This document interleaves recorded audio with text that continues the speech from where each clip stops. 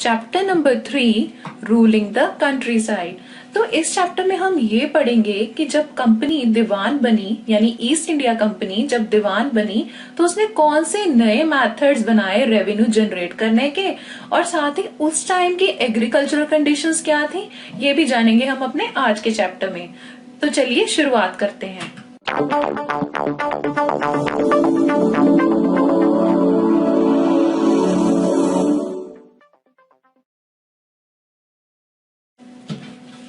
So on 12th August 1765, east India company became दीवान। आपको याद होगा हमने प्रीवियस चैप्टर में ये पढ़ा था कि जब एक बैटल ऑफ बक्सर हुई थी इन द ईयर 1764, और ये किनके बीच में हुई थी? ये हुई थी मीर कासिम और ब्रिटिशर्स के बीच में। एंड इसमें जीते कौन थे? ऑब्वियसली जैसा कि हमने पढ़ा था, इसमें जीते कौन थे? East India Company. तो जैसे ही इन्होंने ये युद्ध जीता तो 1765 में इन्हें बना दिया गया दीवान ऑफ बंगाल। यहाँ अगर आप इस इमेज में देखें, यहाँ आपको दिखाया गया है कि जो शाह आलम सेकंड है वो एक लीगल डॉक्यूमेंट हैंड ओवर कर रहे हैं रॉबर्ट क्लाइव को, और यहाँ पे उन्हें दीवानी मिल गई है किन्हें? ईस्ट इंडिया कंपनी को ऑफ बंगाल। तो जैसा कि आप लोग जानते हैं कि जब आपको किसी जगह के या किसी चीज के राइट्स मिलते हैं तो साथ ही कुछ रिस्पॉन्सिबिलिटीज भी तो आती है ना आपके शोल्डर पे।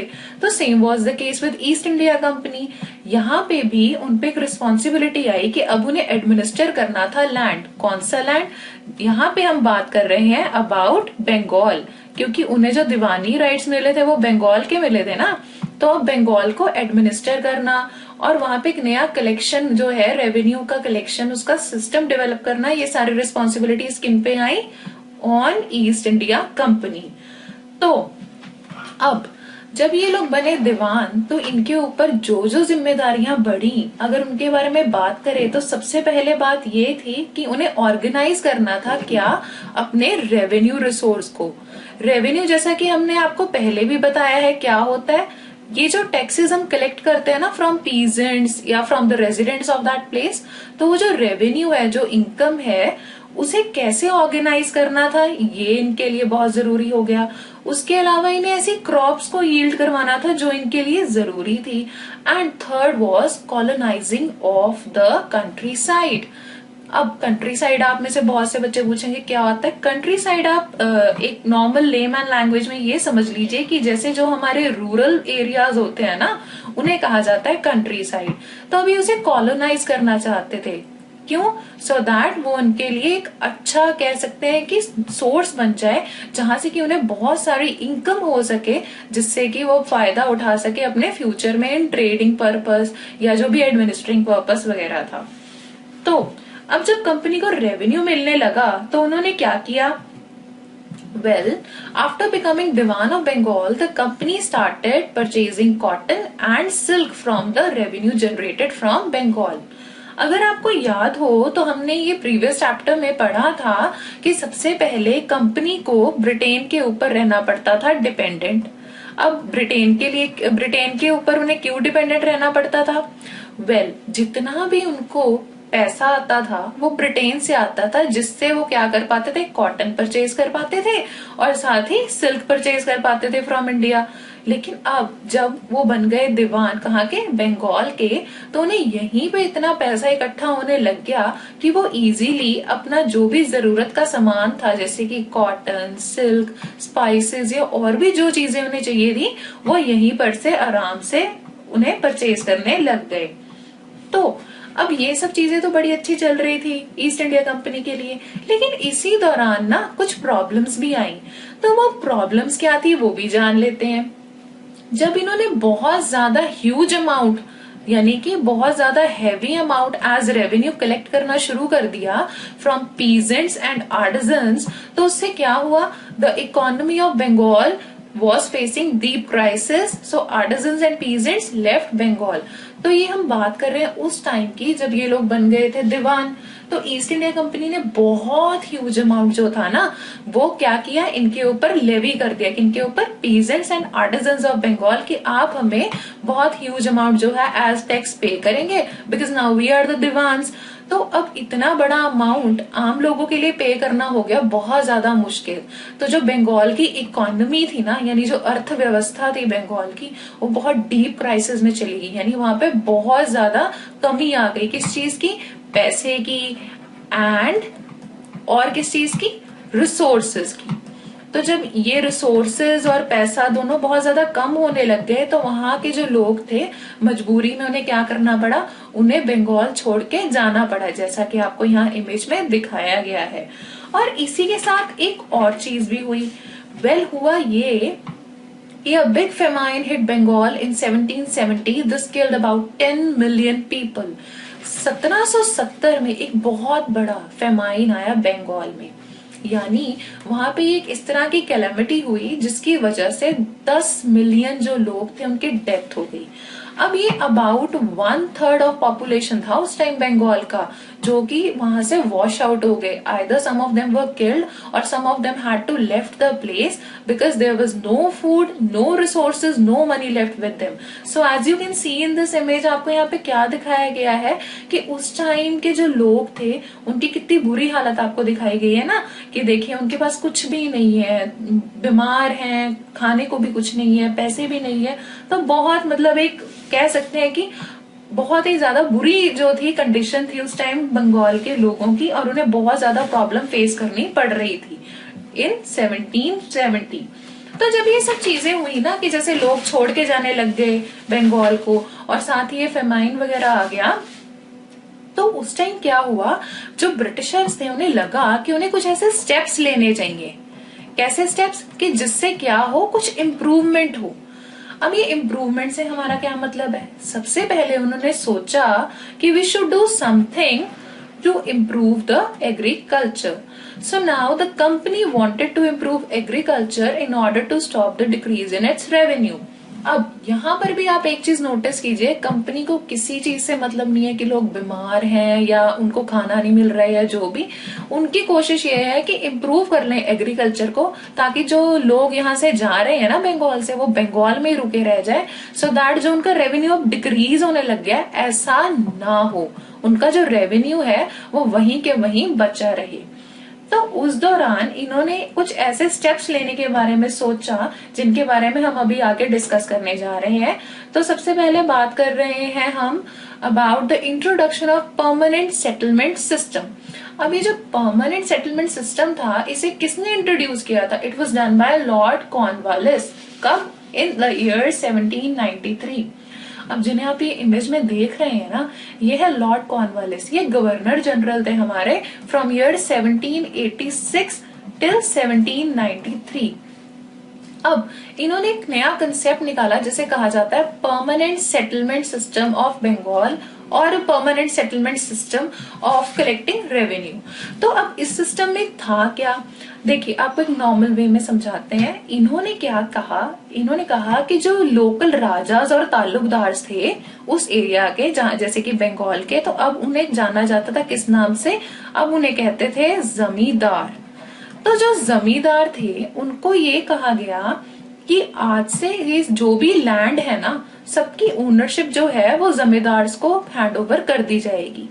यानी जितने भी हम कह सकते हैं, अगर नॉर्मल लैंग्वेज में बात करें, फार्मर्स या कल्टीवेटर्स जो थे, जिनका पहले लैंड था फार्मर्स का, अब वो ओनर नहीं थे। अब ओनर कौन थे उनकी जगह के? जमींदार। तो परमानेंट सेटलमेंट सिस्टम में इन्होंने ये तरीका अपनाया कि जो फार्मर है वो क्या करेंगे कि अपना कुछ ड्यूटी या टैक्स जो है वो किसे पे करेंगे? जमींदार को। और जमींदार ये सारा किसे पे करेंगे? ब्रिटिशर्स को। लेकिन यहाँ जो समझने वाली बात है ना, वो ये है कि वो परमानेंट सिस्टम था। दिस मीन्स कि एक अमाउंट था जिसे ब्रिटिशर्स ने क्या कर दिया था? फिक्स। ब्रिटिशर्स ने कहा चलो हम एक नॉर्मल एग्जाम्पल लेते हैं, एक ऐसे एग्जाम्पल जिससे आपको चीजें इजीली समझ आ जाए। सपोज कर लीजिए ब्रिटिशर्स ने कहा कि आप क्या करेंगे, हर फार्मर से ना 100 रुपीज कलेक्ट करके हमें देंगे। ठीक है, अभी आपको समझना है कि हम एक सपोज कर रहे हैं अमाउंट यहाँ पे कि 100 रुपीज जो है वो हर फार्मर से जमींदार कलेक्ट करेगा और किन्हें देगा? ब्रिटिशर्स को। अब और ये फिक्स रहेगा आने वाले बहुत सारे सालों तक। यानी अगर इनकेस इनकम बढ़ भी जाती है ना फार्मर्स की, तब भी उन्हें 100 रुपीज ही देने पड़ेंगे। सो उनका ये मानना था ब्रिटिशर्स का कि अगर हम ऐसे एक अमाउंट फिक्स कर देंगे तो जो फार्मर्स हैं अगर उन्हें किसी तरह की एक्स्ट्रा इनकम होती है, लेट्स से कि उन्हें 200 की इनकम हो गई या 300 की इनकम होगी, तो जो बाकी का बचा पैसा है ना, ये 100 रुपीज देने के बाद जो बाकी का अमाउंट बचता है वो फार्मर्स के लिए एक बेनिफिशियल पॉइंट होगा। उससे वो क्या कर पाएंगे, वो अपने जो एग्रीकल्चर है उसको इम्प्रूव कर पाएंगे, वहां पे और ज्यादा बेटरमेंट कर पाएंगे। तो ये चीज किसने सोची थी, ब्रिटिशर्स ने। But now the question rise that did it go as per the plan. Well, यहाँ पर भी एक प्रॉब्लम अराइज हो गई। So the problem was that soon it was discovered that the zamindars were not investing in the improvement of land. मतलब ऐसा था कि रेंट जो था ना वो इतना हाई था, the rent was too high, कि जो जमींदार थे वो कुछ भी इन्वेस्टमेंट कर ही नहीं रहे थे। एंड जब वो इन्वेस्टमेंट नहीं कर रहे थे एग्रीकल्चर इंप्रूव करने के लिए, तो इन रिटर्न क्या किया गया, वेल ब्रिटिशर्स ने क्या किया, the zamindaris were auctioned by the company. यानी जैसे सपोज कर लीजिए कि एक जमींदार है and as he was not investing any money for the improvement of agriculture and rent भी नहीं ढंग से पे कर पा रहा था, तो उसे जमींदारी छीनकर किसी और को नीलाम कर दी जाती थी। एंड बाद में कंपनी को ये भी लगा कि दो the income was increasing but the company was getting a fixed revenue. अब देखिए यहाँ क्या था, अगर आपको याद हो हमने कहा था कि उन्होंने रेंट फिक्स कर दिया था, है ना, यानी एक बार फिर से अमाउंट सपोज करते हैं कि आप हमें कितना देंगे, 100 रुपीज ही देंगे, उन्होंने तो फिक्स कर दिया। पर कंपनी ये मान रही थी कि अगर फर्स्ट ईयर में सपोज कीजिए उन्होंने 100 रुपीज अर्न किए हैं, यानी कि जो जमींदार है, तो सेकेंड ईयर में उन्होंने कुछ और इंक्रीज अमाउंट अर्न किया होगा जैसे कि 200, एंड थर्ड ईयर में थोड़ा और बेटर हो गया होगा अमाउंट, यानी 300 हो गया होगा। तो उन्हें ये लगता था कि जो जमींदार हैं उनकी तो इनकम बढ़ रही है लेकिन कंपनी की इनकम जो है वहीं की वहीं रह गई है। तो उन्हें ये लगने लगा कि जो कंपनी है उसे एक तरह से क्या हो रहा है, लॉस है, तो लॉस बियर करना पड़ रहा है। तो ये एक सिचुएशन थी। दूसरा ये था कि जमींदार जो थे ना, they were not keen to improve agriculture. अब ऐसा ये इसलिए हुआ कि जो हमारी ईस्ट इंडिया कंपनी थी उन्हें लगता था कि एक्स्ट्रा मनी जो एक जमींदार अर्न कर रहा है ना, तो उसे वो किस चीज के लिए यूज करेगा, to improve agriculture, so that उसे नेक्स्ट ईयर में और ज्यादा इनकम हो। But the reality was what, कि एक तो rent was too high, second thing was this कि जो जमींदार थे ना, दे थॉट कि जब वो बस नॉर्मल आइडल बैठे हैं, जैसा कि आपको यहाँ इमेज में दिखाया गया है कि वो अपना जस्ट बैठा है and he is not working, काम कौन कर रहे हैं, पीजेंट्स। तो सारी मेहनत तो पीजेंट्स को करनी पड़ रही है, लेकिन उसको क्या करना पड़ता है, वो सिर्फ रेंट कलेक्ट करता है पीजेंट से और बाद में से कुछ फिक्स अमाउंट पे कर देता है ब्रिटिशर्स को, और जो एक्स्ट्रा अमाउंट उससे बस बचता है वो उसी की पॉकेट में जा रहा है। तो जब उसे बिना कुछ काम किए इनकम हो रही है, तो जो जमींदार थे ना, इन्होंने कभी भी एग्रीकल्चर को इम्प्रूव करने के बारे में ज्यादा कुछ सोचा ही नहीं। तो ऐसे टाइम पे एक चीज और देखने को मिली, वो ये थी कि जो पीजेंट्स थे उनकी लाइफ बहुत ही मिसरेबल हो गई। मिसरेबल कैसे, देखिए जो लैंड की ओनरशिप थी वो पीजेंट के पास तो थी नहीं, वो किसके पास थी, वो थे जमींदार के पास। तो उन्हें लगता था कि एक तो उन्हें रेंट जो है वो बहुत ज्यादा पे करना पड़ता है, प्लस जो लैंड की ओनरशिप है, यानी जैसे कि जो मालिकाना हक है, वो भी उनके पास नहीं है, वो किसके पास है, वो तो जमींदार के पास है। तो उन्हें लगता था कि जो पूरा सिस्टम है ना परमानेंट सेटलमेंट सिस्टम का, ये बहुत ही ऑप्रेसिव है और इस वजह से जो पीजेंट थे उनकी लाइफ बहुत ही मिसरेबल हो गई, उन्हें बहुत ही बुरी स्थिति में जीना पड़ रहा था। तो ऐसे टाइम पे जब इतनी ज्यादा समस्याएं हो गई, तो ब्रिटिशर्स को लगा कि अब उन्हें परमानेंट सेटलमेंट सिस्टम को कंटिन्यू नहीं करना चाहिए और उन्हें क्या करना चाहिए, उन्हें एक नया सिस्टम डिवाइस करना चाहिए। तो वो नया सिस्टम क्या था उसके बारे में भी जान लेते हैं।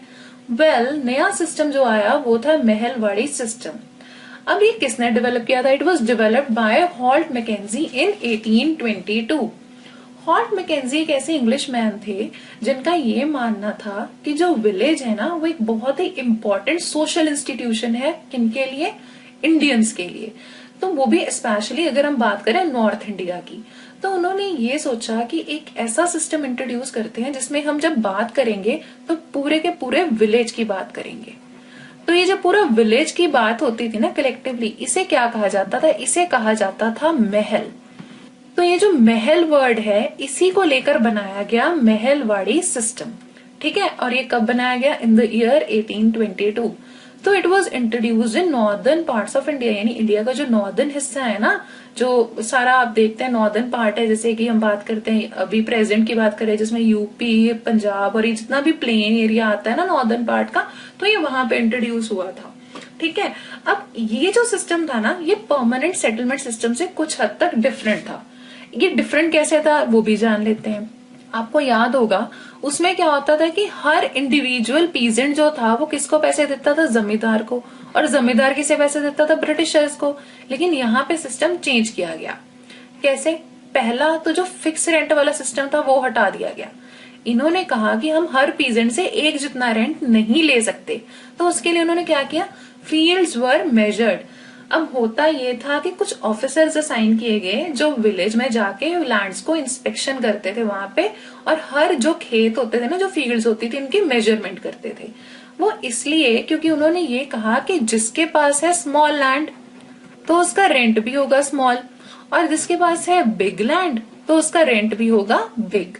यानी जितनी आपकी लैंड है आप उसके अकॉर्डिंगली रेंट को पे करेंगे। And revenue of each plot added up to collective revenue of village, क्योंकि हमने बात क्या की कि विलेज की बात की नहीं, पूरे महल की बात की है ना, तो हर इंडिविजुअल से रेंट ऐसे नहीं लिया जाता था कि आज मिस्टर ए से रेंट ले रहे हैं फिर मिस्टर बी से। वो क्या करते थे, सभी का रेंट एक जगह क्या होता था, टोटल अप होता था। ठीक है, और जब ये रेंट जो है उसको टोटल अप कर लेते थे तो वो कलेक्टिवली पूरे विलेज की तरफ से दिया जाता था ब्रिटिशर्स को। और ये जो रेवेन्यू था इट वाज रिवाइज्ड पीरियोडिकली, मतलब अब जैसे पहले फिक्स रेंट था ना इन परमानेंट सिस्टम, अब फिक्स रेंट वाला जो सिस्टम था वो नहीं रहा। अब क्या हो गया कि हर कुछ टाइम पीरियड के बाद उस रेवेन्यू को, उस रेंट को क्या किया जाएगा, रिवाइज किया जाएगा, यानी कम या ज्यादा किया जाएगा according to the situation. And जो विलेज हेडमैन थे ना, तो village headman collected the revenue. तो जहां पहले परमानेंट सिस्टम में जमींदार को थी ये ड्यूटी कि आप कलेक्ट करेंगे, जमींदार कलेक्ट करते थे ना रेंट, तो अब ये किसे हैंड ओवर कर दी गई, ये रिस्पॉन्सिबिलिटी हैंड ओवर की गई विलेज हेडमैन को, जो गांव के मुखिया होते थे, वो ये सारा रेवेन्यू कलेक्ट करते थे और हैंड ओवर करते थे ब्रिटिशर्स को। And as we have already discussed it, village को क्या कहा जाता था, विलेज को कहा जाता था महल। तो इसको हम इमेज को तौर पे भी समझ लेते हैं। देखिए क्या चीज थी, अब हर लैंड को मेजर किया जाता था जैसा कि हमने डिस्कस किया, और सारे के सारे विलेज को क्या कहते थे, महल। तो हर लैंड से जितना भी रेंट होता था ना, मतलब सपोज कर लीजिए कि हर लैंड को अगर हम बात करें कि भी ए का जो लैंड है, फिर जो मिस्टर बी का लैंड है, फिर जो मिस्टर सी का लैंड है, वो सब कलेक्ट करके एक कंप्लीट महल में काउंट किया जाता था। और ये सारा कौन कलेक्ट किया करता था, इसे कलेक्ट करता था विलेज हेडमैन, और एक इसे हैंड ओवर करता था, ये हैंड ओवर किया करता था टू ब्रिटिशर्स। तो ये पूरा मेथड था किसमें, महलवाड़ी सिस्टम में। एंड यहाँ पर भी बाद में जो चीज देखने में आई थी वो ये थी कि यहाँ पर भी जो रेंट कलेक्ट किया जाता था ना, वो रेंट बहुत ही हाई होता था, बहुत ज्यादा हाई। तो ये भी कई बार पे ऑफ कर पाना बहुत मुश्किल हो जाता था। इसी तरह जैसे कि अभी हमने डिस्कस किया क्या कि नॉर्दर्न पार्ट में कौन सा सिस्टम स्टार्ट किया गया था, महलवाड़ी सिस्टम। ये तो स्टार्ट किया गया था इन द नॉर्दर्न पार्ट। तो ऐसे ही एक और सिस्टम बनाया गया in the southern part of our country. अब उसे क्या कहते थे वो भी जान लेते हैं। इसे कहा जाता था रियोतवाड़ी सिस्टम। अब ये जो रियोतवाड़ी सिस्टम था इसे किसने किया था develop, it was developed by governor of Madras Thomas Munro in 1820। लेकिन इसके बारे में भी एक छोटी सी कहानी पहले जान लेते हैं। एक्चुअली में क्या था कि ये सारा सिस्टम एक स्मॉल स्केल पे स्टार्ट किया गया था। By whom, bye captain read. अब ये कैप्टन रीड जो थे, इन्होंने ये सिस्टम स्टार्ट किया था एक स्मॉल स्केल पे। ऐसा हुआ था कि जब ब्रिटिशर्स ने टीपू सुल्तान को हरा दिया था ना, जैसे हमने पढ़ा था एंग्लो मैसूर वॉर में टीपू सुल्तान को हरा दिया था, तो उसके बाद जो कुछ इन्होंने एरिया टीपू सुल्तान का अक्वायर किया था ना, उसपे कैप्टन रीड ने ये सारा सिस्टम पहले स्मॉल स्केल पे चलाया था। तो उसी का एक बेस तैयार करके थॉमस मुनरो जो कि गवर्नर थे मद्रास के, इन्होंने 1820 में ये सिस्टम शुरू किया जिसे कहा जाता था रियोतवाड़ी सिस्टम। अब ये introduced in southern parts of India. ये कहाँ पे इंट्रोड्यूस हुआ था, सदर्न पार्ट्स ऑफ इंडिया में। अब इसमें क्या चीज थी, देखिए आपको एक बात बताते हैं यहाँ पे, जो हमारा अगर हम बात करें नॉर्दर्न पार्ट की, जो नॉर्थ का हिस्सा है ना इंडिया का, वहां पे शुरू से एक सिस्टम ये था कि जमींदार हुआ करते थे। पर अगर बात करें सदर्न पार्ट की, तो वहां पे कोई ट्रेडिशनल जमींदार नहीं हुआ करते थे। इसलिए इन्होंने जो डायरेक्ट ये रिस्पॉन्सिबिलिटी जो डाली ना कि भाई हाँ आप ही से पैसा इकट्ठा करेंगे, वो किन पे डाली गई? वो डाली गई थी ऑन रियोट्स। रियोट्स कहा जाता है कल्टीवेटर्स को, जो उस लैंड में एक्चुअली काम कर रहे हैं, यानी जैसे जो फार्मर्स वगैरह है। तो रियोतवाड़ी सिस्टम इसीलिए उसे कहा जाता है क्योंकि डायरेक्टली डील किनके साथ कर रहा है? रियोट्स के साथ। अब यहाँ पे जो एक चीज कॉमन थी विद महलवाड़ी सिस्टम, यहाँ पे भी फील्ड्स को क्या किया गया? मेजर किया गया कि जिसकी जितनी फील्ड है उसके अकॉर्डिंगली वो रेंट देगा। And the revenue was revise periodically. Similarly जैसे कि महलवाड़ी सिस्टम में था कि रेंट जो था उसको कुछ टाइम पीरियड के बाद रिवाइज कर दिया जाता था, यानी कम या ज्यादा कर दिया जाता था। एंड यहाँ पे directly britisher started collecting revenue. अब उन्होंने यहाँ पे जैसा कि हमने कहा जमींदार भी नहीं है, कोई हेडमैन वगैरह वाला सिस्टम नहीं है, तो रियोट्स यानी कल्टीवेटर से डायरेक्टली कौन कलेक्ट कर रहा है? ब्रिटिशर्स कलेक्ट कर रहे हैं क्या? Revenue. And peasants were the owners, यानी जैसा कि अगर आपको याद हो हमने भी फिक्स जो सिस्टम था यानी परमानेंट सिस्टम था, उसमें क्या कहा था कि जो पीजेंट था उसके पास ओनरशिप नहीं थी ना लैंड की, वो तो किसके पास थी? जमींदार के पास थी। लेकिन रियोतवाड़ी सिस्टम में जो पीजेंट था यानी जो रियोत था वही मालिक होता था अपने लैंड का, और वो उसका कुछ रेंट जो होता था उसे पे करता था। तो इसको भी एक प्रॉपर इमेज के तौर पे समझ लेते हैं। तो क्या हो रहा है यहाँ पे भी? लैंड मेजर की जा रही है ना, और सारा मेजर करके लैंड जो है वो रेंट कौन इकट्ठा कर रहा है? सबसे पहले जो जितना भी रेंट है वो किसे इकट्ठा करके देना है? पीजेंट्स को, जिन्हें क्या कहा जाता था? रियोट्स। और ये जो पीजेंट्स थे ये खुद ही मालिक होते थे अपनी जमीन के। एंड फाइनली जो रिस्पॉन्सिबिलिटी थी रेंट कलेक्ट करने की वो किनके हाथ में थी? वो थे ब्रिटिशर्स के हाथ में। तो जो ब्रिटिशर्स हैं वो सारा का सारा रेंट अपने आप ही कलेक्ट कर रहे थे। तो यानी अब वो किसी और के ऊपर डिपेंडेंट नहीं थे क्या करने के लिए? रेंट कलेक्ट करने के लिए। बट यहाँ पर भी ना कुछ प्रॉब्लम्स देखने में आई। जो अगर हम रियोतवाड़ी सिस्टम की बात कर रहे हैं, यहाँ पे भी सबसे पहले प्रॉब्लम ये थी कि the amount of the tax was very high. बहुत हाई अमाउंट जो था टैक्स का वो रखा गया था। तो इसकी वजह से क्या हुआ? Peasant started deserting countryside. जो पीजेंट्स है वो इतने मजबूर हो गए क्योंकि रेंट तो पे नहीं कर पा रहे हैं, तो बहुत ज्यादा फिर उन्हें परेशानी झेलनी पड़ रही है, पैसा ही नहीं है उनके पास, कोई इनकम नहीं है, कुछ नहीं है। तो उन्होंने क्या करना शुरू कर दिया? कंट्री साइड यानी जो उनके घर थे, उनके रूरल एरिया वाले जो सारा था ना घर, वो सब उनको छोड़ के जाना पड़ गया दूसरे प्लेसेस पे। किस लिए? ताकि वो वहां पे जाके कुछ इनकम वगैरह अपनी अर्न कर पाए। तो ऐसे टाइम पे ब्रिटिशर्स ने जो है ना अपना ध्यान डाइवर्ट किया किस तरफ? दे सेड कि चलो अब हम ना कुछ ऐसी क्रॉप्स के ऊपर ध्यान देते हैं जिनसे हमें बहुत ज्यादा इनकम हो सके। तो अगर उन क्रॉप्स की बात करें कि वो कौन से क्रॉप्स थे और वो किन किन एरियाज में उगाए गए, तो वो भी जान लेते हैं। वेल, ऐसे क्रॉप्स जिनकी बात हो रही है कि वो किस लिए यूज होंगे? फॉर यूरोप, कि यूरोप में जिन चीजों की सबसे ज्यादा डिमांड है, तो वो सारी चीजें जो थी ना वो यहाँ इंडिया में जबरदस्ती कल्टीवेट करवाई जाती थी बाय द ब्रिटिशर्स। तो वो क्या क्या थे? जैसे कि फर्स्ट इमेज में देखिए यहाँ आपको एक जूट की कल्टीवेशन दिखाई गई है। तो जो बंगाल रीजन था वहां पे जूट उगाने के लिए फोर्स किया जाता था कल्टीवेटर्स को। Similarly the cultivators of Assam were forced to cultivate what? Tea. तो उन्हें सबसे ज्यादा ये कहा जाता था कि आप टी जो है उसको कल्टीवेट करें, क्योंकि असम की जो चाय थी उसकी बहुत ज्यादा डिमांड थी। कहाँ पे? यूरोप में।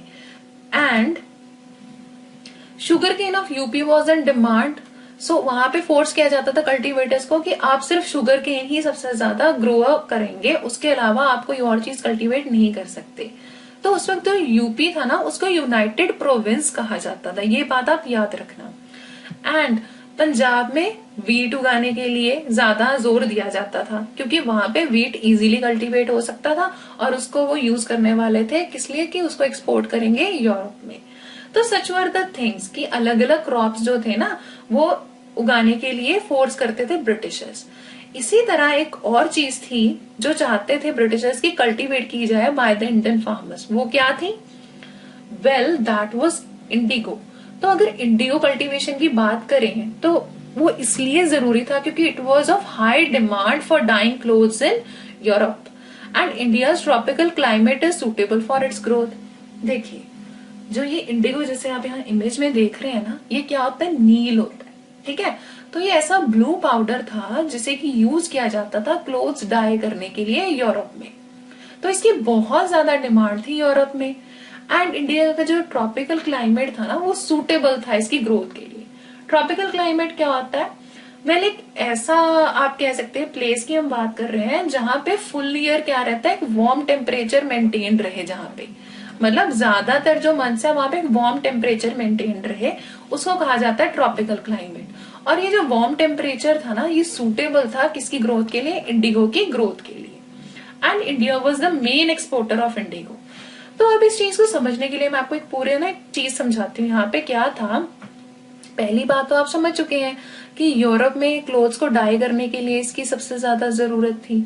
वो इसलिए जरूरत थी क्योंकि यहाँ पे सिस्टम क्या था कि जो यूरोप था वहां पे एक प्लांट उगाया जाता था जिसको कहा जाता था वोद। अब ये जो वोद होता था ना, इससे जो ब्लू पाउडर निकलता था उससे जो डाई किए जाते थे क्लोथ्स वो इतने फाइन नहीं होते थे, राइट, वो इतने फाइन नहीं होते थे डाई। तो इसके लिए उनका क्या मानना था यूरोपियंस का कि उन्हें चाहिए सबसे ज्यादा क्या, इंडिगो, क्योंकि उससे जो क्लोथ्स थे वो ढंग से डाई हो जाते थे। तो इस वजह से इंडिगो की डिमांड बहुत ज्यादा थी यूरोप में। एंड एक इंटरेस्टिंग फैक्ट ये था कि जो वोद कल्टीवेटर्स थे ना यूरोप में, जैसे कि एक बहुत से डिफरेंट कंट्रीज में थे, अगर हम बात करें जितने भी यूरोपियन कंट्रीज है वहां पे जितने भी वोद कल्टीवेटर्स थे, उन्हें इतनी ज्यादा टफ कंपटीशन फेस करना पड़ रहा था इंडिगो से कि उन्होंने एक बारी तो अपनी गवर्नमेंट से ये भी रिक्वेस्ट करती थी कि आप इंडिगो को बैन कर दीजिए इंपोर्ट करवाना, क्योंकि वोद जो है उसकी तो सेल हो ही नहीं रही थी। तो अभी आपको ये समझ आ चुका है कि इंडिगो कल्टीवेशन क्यों करवाया जा रहा था, है ना। तो अभी इसकी कुछ स्टेजेस को भी समझ लेते हैं। देखिए ये जो आप प्लांट देख रहे हैं ना, ये क्या है, ये इंडिगो का प्लांट है। इस इंडिगो के प्लांट से ना डाई किए जाते हैं क्या, कपड़े। स्पेशली जैसे कि आपको यहाँ पे एक ब्लू जीन्स दिखाई गई है, जो ये पाउडर है इससे ये सारा कपड़ा जो है डाई किया जाता है। तो जैसा कि मैंने आपको बताया था कि इंडिगो कल्टीवेशन हो रहा था इंडिया में, लेकिन उससे पहले ये कहाँ पे कल्टीवेट हो रहा था और क्या सिचुएशन थी। कुछ जगहें जैसे कि अगर हम बात करें कि ऐसी जगह जहाँ पे इंडिगो और भी ज्यादा कल्टीवेट हो सकता था, सबसे पहले बात करते हैं कैरेबियन आइलैंड की। जो ये कैरेबियन आइलैंड था ना, ये किन के अंडर था, ये था फ्रेंच के अंडर। अब जो फ्रेंच थे ये क्या करते थे, कुछ अफ्रीकन स्लेव्स को यहाँ कैरेबियन आइलैंड में लेके आते थे, एंड क्योंकि यहाँ का जो वेदर था वो बहुत ही सुटेबल था for the growth of Indigo, तो यहाँ पे एक फोर्स लेबर करवाई जाती थी अफ्रीकन से कि आप जो है इंडिगो ग्रो कीजिए। लेकिन बाद में ऐसा चीजें सामने आई कि जो अफ्रीकन स्लेव्स थे ना, इन्होंने रिबेल कर दिया। तो इन्होंने सबसे पहले रिबेल किया इन द ईयर 1791। कहाँ पे, सेंट डोमिनिक में। तो वहां पे इन्होंने बहुत तोड़ फोड़ कर दी, और मतलब फैक्ट्रीज वगैरह थी जो वहां पे उनमें तोड़ फोड़ कर दी, जो प्लांटर्स थे उनको भी मतलब उनका मर्डर वगैरह कर दिया। तो उस वजह से क्या हुआ कि इन द ईयर 1792 जो फ्रांस था ना, उन्होंने एक डिसीजन लिया कि अब किसी भी तरह की जो स्लेवरी है उसे हम अबॉलिश कर देंगे, यानी पूरी तरह से खत्म कर देंगे। और इस वजह से जो ये कैरेबियन आइलैंड था और इसके साथ ही जितने भी एरियाज जो थे जो पोर्तुगीज के अंडर थे या जो कि स्पेनिश वगैरह लोगों के अंडर थे, वहां पे एक तरह से इंडिगो कल्टीवेशन जो था वो हो गया बंद। तो उस दौरान क्या हुआ कि कुछ जो लोग थे इन्होंने सोचा कि कहाँ चलते हैं इंडिया। अब ये इंडिया में क्यों आना चाहते थे, जैसा कि हमने पहले बात की ना कि जो इंडिया है उसका जो ट्रॉपिकल क्लाइमेट था ये सूटेबल था for the growth of what, Indigo. तो इन्होंने सोचा कि कहाँ चलते हैं, अब चलते हैं इंडिया, और वहां पे जाके हम अपनी क्या करेंगे, कल्टीवेशन स्टार्ट करेंगे। तो जब ये लोग यहाँ इंडिया में आए तो उस वक्त सबसे पहले सिचुएशन आप ये समझ लीजिए कि 1810 में क्या हो रहा था कि 95% जो हम कहते हैं इंडिगो था ना, वो इंपोर्ट करता था ब्रिटेन, कहाँ से, फ्रॉम बंगाल। तो ये एक बहुत बड़ी चीज है कि ब्रिटेन को जितना इंडिगो चाहिए उसका 95% हिस्सा कहाँ से आ रहा है, बंगाल से। तो इसी वजह से बहुत से जो प्लांटर्स हैं उन्होंने क्या सोचा कि हम कहाँ चलते हैं, हम चलते हैं इंडिया, और वहां पे क्या करेंगे, वहां पे ग्रो करेंगे इंडिगो। तो जब ये इंडिया में आए प्लांटर्स फ्रॉम आउटसाइड इंडिया, तो इन्होंने कुछ ऐसे, हम डिस्कस कर रहे हैं मेथड्स की जो कि इंडिगो कल्टीवेशन में यूज होते थे। तो सबसे पहला मेथड था निज सिस्टम, ठीक है। तो अब ये निज सिस्टम क्या था? Under this system the planter produced on land which was under his control by way of ownership और rent basis large fertile area was required for indigo cultivation. तो यहाँ ना मैं आपको कुछ चीज समझा दूं, क्योंकि बहुत से बच्चे जो हैं वो क्या करेंगे, कंफ्यूज हो जाएंगे कि प्लांटर वर्ड जो है वो किसके लिए यूज किया गया है। हम प्लांटर यहाँ पे उन लोगों की बात नहीं कर रहे जो खेतों में काम करने वाले थे। प्लांटर वो लोग हैं जिन्होंने इन्वेस्ट किया अपना पैसा, किस लिए? ताकि इंडिगो कल्टीवेट करवा सके। तो सबसे पहला सिस्टम क्या है? निज सिस्टम। इसमें जो प्लांटर है ना, यानी जो बंदा सारा कुछ करवाना चाहता, वो क्या करता था, या तो लैंड खरीद लेता था या फिर उसे रेंट बेसिस पे ले लेता था। और ये बहुत लार्ज फर्टाइल लैंड जो था ना, ये लिया जाता था, क्योंकि अगर आपको इंडिगो उगाना है ना, तो उसके लिए आपके पास बहुत फर्टाइल लैंड होना चाहिए। तो अब ये लोग क्या करते थे, एक लैंड जो है उसको रेंट पे लेके या खरीद के उस पे अपने वर्कर्स रखते थे और उनसे क्या करवाते थे, सारी कल्टीवेशन करवाते थे। किसकी? इंडिगो की। ऐसे ही एक सेकेंड सिस्टम था जिसे कहा जाता है रियोती सिस्टम। अब रियोती सिस्टम में क्या था? Under this system planters entered into contract with riots or village headman and provide them with loan to grow indigo with the condition to keep 25% land exclusively for indigo cultivation. अब जो planter है ना, वो क्या करेगा, वो अपना land नहीं खरीदेगा, ना लैंड रेंट पे लेगा। वो क्या करेगा, रियोट्स से बात करेगा। रियोट्स आपको बताया ना, जो कल्टीवेटर होते हैं, उनसे बात करेगा, या जो विलेज का हेडमैन है उससे एक क्या करेगा, कॉन्ट्रैक्ट साइन कर लेगा। अब ये कॉन्ट्रैक्ट क्या होता है? कॉन्ट्रैक्ट आप ऐसे समझ सकते हैं कि ये एक ना रिटन डॉक्यूमेंट है जिसमें आप क्या करते हैं, कुछ अपने एक प्रॉपर कंडीशंस लिख लेते हैं। तो इसमें जो कंडीशन लिखे जाते थे वो ये होते थे कि पहला, जो हेडमैन है या रियोत है वो खुद उगाएंगे क्या, इंडिगो, अपनी लैंड पे उगाएंगे, और कम से कम जो 25% हिस्सा है ना उनकी लैंड का, उसको किस चीज के लिए यूज करेंगे, इंडिगो कल्टीवेशन के लिए यूज करेंगे। तो उसके लिए क्या होता था कि उनको फैसिलिटेट करने के लिए या तो उन्हें लोन प्रोवाइड किया जाता था पहला, अगर वो नहीं खुद से उगा सकते ना, उनके पास इतना पैसा नहीं है, तो उन्हें लोन प्रोवाइड किया जाता था। एंड उन्हें कुछ रेंट वगैरह दिया जाता था। उन्हें ये कहा जाता था कि इंडिगो बेचने के बाद जो इनकम है उसमें से कुछ हिस्सा आपको दे दिया जाएगा। तो ऐसा कुछ सिस्टम था जो फॉलो किया जाता था किसमें, रियोती सिस्टम में। बट लेटर स्टेजेस में क्या हुआ कि जो ये रियोती सिस्टम था ना, इसमें जो ये रियोट्स थे, इन्होंने क्या रियलाइज किया कि ये बहुत ही ऑप्रेसिव सिस्टम था, जो ये कल्टीवेशन का सिस्टम था। अब जो प्रॉब्लम्स फेस की इंडिगो कल्टीवेटर्स ने, है ना, जिनकी हम बात कर रहे हैं, जो इंडिगो कल्टीवेटर्स थे, यानी कौन थे, जो थे रियोट्स। तो रियोट्स ने सबसे पहले चीजें जो नोटिस की वो क्या थी कि income from Indigo was less. जो इनकम उन्हें रिसीव होती थी ना रियोट्स को, वो बहुत ही लेस थी, बहुत ज्यादा लेस। वो इतनी थी ही नहीं कि जिससे वो ये कह सके कि हाँ they were able to enjoy something with it. And second चीज जो थी वो ये थी कि cultivators got trapped in never ending loan cycle. हमने अभी पहले बात की ना कि जो प्लांटर्स थे वो उन्हें लोन प्रोवाइड करते थे, किन्हें, रियोट्स को प्रोवाइड करते थे लोन, किस लिए कि वो इंडिगो कल्टीवेट कर पाए। तो वो जो लोन था उस पे इंटरेस्ट रेट इतना ज्यादा होता था कि वो इंटरेस्ट रेट कभी वो पे ही नहीं कर पाते थे, क्योंकि हमने पढ़ा ना कि इनकम बहुत कम थी। तो जब उनके पास इनकम ही नहीं है, पैसा खुद के लिए ही नहीं बच रहा, तो लोन के ऊपर इंटरेस्ट कैसे पे करेंगे।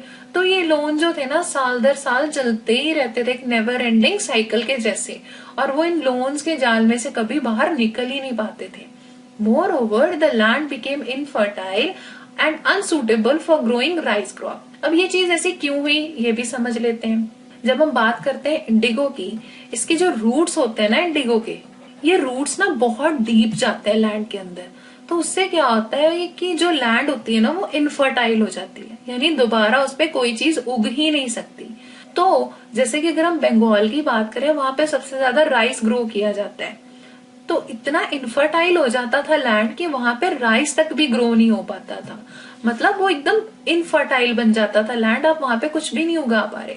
तो आपने क्या देखा, जो रियोट्स हैं इनको क्या प्रॉब्लम आ रही है, पहला इनकम भी नहीं मिल रही है ना, सेकंड इनके साथ क्या हो रहा है, नेवर एंडिंग लोन साइकिल में फंस गए, तीसरा इनके साथ क्या हो रहा है, इनकी लैंड जो वो बिल्कुल वर्स कंडीशन में पहुंच गई है, इनफर्टाइल हो गई है। तो इसके बाद क्या चीज हुई, इसके बाद ये लोग विद्रोह पे उतर आए। तो उसे क्या कहा जाता है? उसे कहा जाता है ब्लू रिबेलियन। अब ब्लू रिबेलियन क्यों कहते हैं? देखिए हमने कहा ना इंडिगो ब्लू कलर का पाउडर है, तो जो विद्रोह किया गया उसे क्या कहा जाता है? Blue rebellion. तो इन मार्च 1859 a rebellion broke in Bengal. The rebels were the indigo cultivators. तो हुआ क्या, एक बहुत बड़ा एक विद्रोह छिड़ गया। जितने भी इंडिगो कल्टीवेटर्स थे ना, ये लोगों ने क्या कहा कि इतना ऑप्रेसिव सिस्टम है ना, हमें इनकम हो रही है और हमारी लैंड भी खराब हो रही है और हम नेवर एंडिंग लोन साइकिल में फंस गए हैं। तो इन्होंने एक विद्रोह जो था वो 1859 में छेड़ दिया अगेंस्ट द प्लांटर्स। जो प्लांटर्स थे ना, जितने भी वो रिच क्लास लोग थे ना प्लांटर्स, तो उनके अगेंस्ट उन्होंने एक विद्रोह छेड़ दिया। तो उस दौरान क्या क्या हुआ? उस दौरान इन्होंने क्या किया, जितनी भी फैक्ट्रीज थी वहां पे जाके तोड़फोड़ कर दी, कल्टीवेशन से मना कर दिया और जो प्लांटर्स थे उनको बहुत ज्यादा नुकसान पहुंचाया। इवन जो ब्रिटिशर्स थे ना, वो भी बहुत ज्यादा कॉशियस हो गए। ब्रिटिशर्स को लगा कि कहीं ये विद्रोह इतना ज्यादा ना बढ़ जाए कि जिसकी वजह से ब्रिटिशर्स को कहीं यहाँ से भागना ही ना पड़ जाए। तो इस चक्कर में उन्होंने कुछ जगह तो आर्मी भी लगा दी, आर्मी भी कुछ जगह बिठाई गई, सो दैट क्या हो, प्लांटर्स जो है उनको सेफ गार्ड किया जा सके।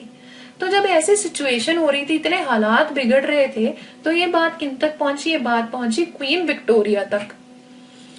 So, Queen Victoria ordered magistrate of Barasat to issue an order जिसमें क्या कहा गया था, which states that riots would not be forced to enter into indigo contracts। ये जो क्वीन विक्टोरिया जिन्हें आप इमेज में देख रहे हैं, जब इनके पास ये बात पहुंची ना अबाउट द इंडिगो रिबेलियन या ब्लू रिबेलियन, तो जो मैजिस्ट्रेट थे बारासात के, ये वेस्ट बंगाल में एक जगह है बारासात, उनको उन्होंने क्या कहा कि आप एक ऐसा ऑर्डर इशू कीजिए जिसमें ये कहा जाएगा कि जितने भी रियोट्स हैं उन्हें इंडिगो कॉन्ट्रैक्ट के लिए फोर्स नहीं किया जाएगा, यानी कोई भी उनसे जबरदस्ती कॉन्ट्रैक्ट पे साइन नहीं कराएगा इंडिगो उगाने के लिए। ठीक है, तो ये चीज हुई। लेकिन इसको भी ना एक तरह से आप ये कह सकते हैं कि गलत जानकारी पहुंची किन तक? रियोट्स तक। रियोट्स को लगा कि क्वीन ने ये कहा है कि अब ने इन फ्यूचर कभी भी इंडिगो उगाना नहीं पड़ेगा। ठीक है, यहाँ पे क्वीन ने तो ये ऑर्डर इशू करवाया था ना कि कोई भी कॉन्ट्रैक्ट में फोर्सिबली एंटर नहीं करवाया जाएगा किसी रियोट को। लेकिन रियोट्स ने क्या सोचा कि जितने भी आज तक कॉन्ट्रैक्ट्स हुए थे वो भी खत्म और आगे से उन्हें कभी भी इंडिगो उगाने के लिए फोर्स नहीं किया जाएगा। तो इस वजह से कहीं क्या हुआ था कि कुछ हालात और बिगड़ गए थे, जो ये विद्रोह था ये थोड़ा और ज्यादा बढ़ गया था। तो इन सब चीजों को देखते हुए उस टाइम क्या किया गया, एक कमीशन बिठाया गया। तो एक सेट ऑफ कमीशन, एक कमीशन बिठाया गया जिसे हम कह सकते हैं क्या, indigo commission. So an indigo commission was set up to look into the matter. एक ऐसा कमीशन क्या होता है कि एक ना ग्रुप होता है जिसमें कुछ लोग या जैसे हम कह सकते हैं यहाँ पे कुछ ऑफिसर्स थे, उनको क्या कहा गया कि आप एक कमीशन सेटअप कीजिए और ये जो सारा मैटर हुआ है ना जिसकी वजह से रियोट्स ने इतना बड़ा विद्रोह कर दिया है, आप जरा इस मैटर को देखिए और बताइए कि आखिर सिचुएशन क्या है। तो जो ये पूरा कमीशन था ना, ये जगह जगह गए, इन्होंने रियोट्स से बात की, प्लांटर्स से बात की, सबसे बात करने के बाद इन्होंने एक कंक्लूजन निकाली। तो दे कंक्लूडेड व्हाट, कि प्लांटर्स वर फाउंड गिल्टी। ये कहा गया कि जो प्लांटर्स थे ना, इन्होंने गलती की थी। इनके बारे में क्या पता चला कि हाँ ये गुनहगार थे, इन्होंने गलत किया था। तो गलत क्या किया था इन्होंने, तो ये देखा गया कि जो प्लांटर्स थे they were forcing ryots to enter into contract, यानी जितने भी प्लांटर्स थे ये उनको फोर्सिबली कॉन्ट्रैक्ट में एंटर करवाते थे कि रियोट्स को, कि आपको इंडिगो हमारे लिए उगाना ही पड़ेगा। ठीक है, ये चीज थी। और क्या देखा गया, ये कि indigo cultivation was not profitable for ryots. जो रियोट्स यानी कल्टीवेटर्स थे, अगर वो इंडिगो कल्टीवेशन करते थे, इंडिगो उगाते थे, तो वो उनके लिए प्रॉफिटेबल नहीं था। कैसे, हमने पढ़ा ना, क्या इनकम बहुत ही लेस हो रही थी और जो लोन्स थे वो भी खत्म होने का नाम ले रहे थे और उनकी जो लैंड थी वो भी काफी इनफर्टाइल हो गई थी। हमने ये तीनों पॉइंट्स पढ़े ना अभी। तो इस वजह से जो रियोट्स थे उनके लिए प्रॉफिटेबल नहीं था इंडिगो कल्टीवेशन करना। एंड एक चीज और कही गई, वो ये थी कि ryots were asked to fulfil the existing contracts but they got the right to refuse indigo cultivation in future। मतलब रियोत से कहा गया कि अभी जो आपने कॉन्ट्रैक्ट साइन किया है ना उसको तो आप पूरा कर दीजिए, क्योंकि एक बारी अगर मैं आपको एक नॉर्मल वे में बताऊं, अगर हम कोई कॉन्ट्रैक्ट साइन करते हैं तो उस कॉन्ट्रैक्ट को पूरा करना जरूरी होता है एज पर लॉ। तो कमीशन ने क्या कहा रियोत से कि अभी जो आपने कॉन्ट्रैक्ट साइन कर रखा है उसे तो आप फुलफिल कर दीजिए, लेकिन फ्यूचर में हम आपको ये हक देते हैं कि आप रिफ्यूज कर सकते हैं, जितने भी प्लांटर्स है ना आप उनको रिफ्यूज कर सकते हैं कि मैं इंडिगो कल्टीवेशन नहीं करूंगा। क्योंकि अर्लियर क्या हो रहा था कि जो प्लांटर्स होते थे इन्हें फोर्स करते थे ना, कुछ भी लाइक बहाना लगा के या कुछ भी उनको लोन वगैरह की बातें बोल के जो भी था उनको क्या करते थे, फोर्स करते थे कि आप जो है हमारे साथ कॉन्ट्रैक्ट में एंटर होइए। तो अब रियोत को यह हक मिल गया कि वो रिफ्यूज कर सकता है कि वो इंडिगो कल्टीवेशन नहीं करेगा। After the revolt the production of indigo came to an end in Bengal and shifted to Bihar. अब जितना ये रिवोल्ट हुआ था, कमीशन बैठा था, ये सारा प्रोसेस जब हुआ तो उसके बाद क्या हुआ कि जो ये प्रोडक्शन ऑफ इंडिगो थी ना ये खत्म होगी। कहाँ पे? बंगाल में। अब बंगाल में ये अपने एंड पे आ गई और जो प्लांटर्स थे वो धीरे धीरे कहाँ शिफ्ट होने लग गए? बिहार में। ठीक है, तो एक इसमें आपको मैं यहाँ पे एक चीज बताना चाहती हूँ, यही नहीं कि सिर्फ ये बंगाल में इस वजह से एंड हुआ कि क्योंकि वहां पे रिवोल्ट हुआ था। एक्चुअली क्या था कि कुछ डाइज भी इन्वेंट हो गई थी, कुछ ऐसी सिंथेटिक डाइज इन्वेंट हो गई थी जो कि अब लोग यूज करने लगे थे, किसके लिए? अपने क्लोथ्स को डाई करने के लिए।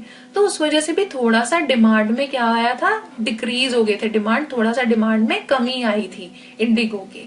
एंड क्योंकि और ये हुआ था और साथ ही विद्रोह हुआ था तो बंगाल में इंडिगो कल्टीवेशन पूरी तरह से एंड हो गया। एंड बाद में ये कहाँ पे शिफ्ट हुआ? जितने भी प्लांटर्स थे वो कहाँ चले गए? बिहार में, और ये वहां पे कल्टीवेशन करने लगे।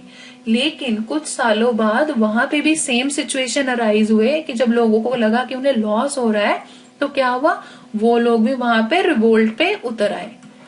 तो वहां पर भी कुछ ऐसी रिवोल्ट वाली सिचुएशन पैदा हो गई थी। और उस रिवोल्ट में एक चीज ये भी हुई थी कि जो महात्मा गांधी थे उन्होंने जो चंपारण का रिवोल्ट था ना वहां पे पार्टिसिपेट किया था। जैसे हम ये कह सकते हैं चंपारण सत्याग्रह जो था वहां पे भी उन्होंने, महात्मा गांधी ने पार्टिसिपेट किया था। तो अब हम समझ चुके हैं सारी सिचुएशन इस चैप्टर में कि हुआ क्या है। अगर हम फिर से बात करें, पहले तो मेथड्स बनाए गए रेवेन्यू कलेक्ट करने के, जिसमें कौन कौन से थे? पहला था परमानेंट, दूसरा फिर कौन सा आया? महलवाड़ी सिस्टम, फिर कौन सा आया? रियोतवाड़ी सिस्टम। एंड इसके बाद हमने क्रॉप्स के बारे में डिस्कस किया, और ये सारी चीजों के बाद एंड में हमने डिस्कस किया अबाउट इंडिगो। तो अब आपको ये पूरा प्रोसेस इस चैप्टर का समझ आ चुका है, राइट? तो इसी के साथ ही we are coming to an end of our chapter. So thank you for watching. For more videos, please subscribe to Success Series Education.